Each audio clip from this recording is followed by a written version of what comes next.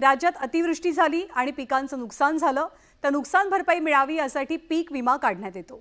मात्र याच पीक विमा कंपन्यांनी शेतकऱ्यांची थट्टा केल्याचा प्रकार समोर आलाय।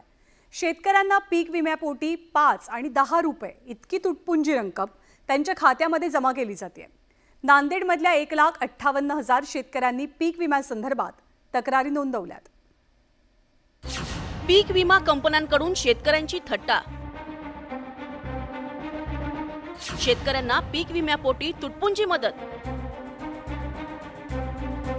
शेतकऱ्यांना फक्त 5 आणि 21 रुपयाची मदत। पीक विमा योजना कोणाच्या फायद्याची?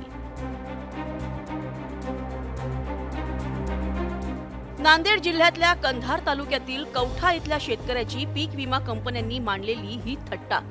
या शेतकऱ्यांना पीक विम्यापोटी कोणाला 5 रुपये गुंठा, कोणाला 21 रुपये तर कोणाला 30 रुपये गुंठ्याप्रमाणे मदत मिळाली आहे। इथल्या शेतकऱ्यांनी मोठ्या कष्टानं शेतीचं पीक घेतलं, मात्र अस्मानी संकटात त्यांच्या हातचं पीक गेलं।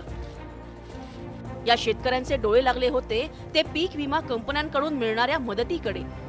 पीक विम्यापोटीची अग्रिम 25% रक्कम त्यांना मिळाली, मात्र उर्वरित 75% रकमेपैकी जमा झालेली रक्कम पाहून त्यांना धक्का बसलाय। काहींना तुटपुंजी रक्कम मिळाली आहे तर काहींच्या खात्यात रक्कम आलेलीच नाही।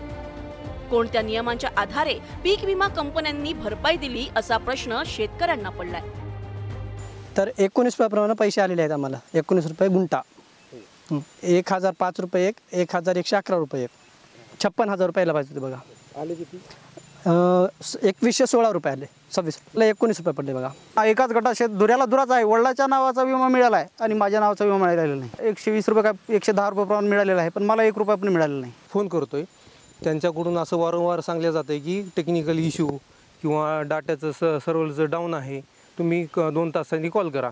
पुन्हा 2 तासांनी कॉल केलं तर तेच सांगले जाते आणि मला कुठलीच मदत भेटत नाही। शेतकऱ्यांना पीक विम्यापोटी मिळालेल्या तुटपुंजा रकमेबाबतच्या तक्रारीची दखल नांदेडच्या जिल्हाधिकाऱ्यांनीही घेतली आहे।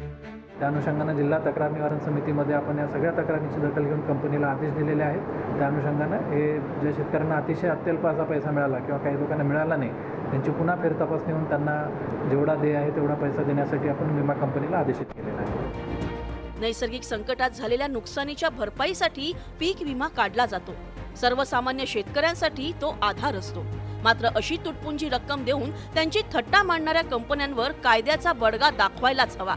त्याप्रमाणे बळीराजाला योग्य ती मदत मिळण्यासाठी सरकारनं पावलं उचलण्याची गरज आहे। मुजीब शेख, न्यूज 18 लोकमत, नांदेड।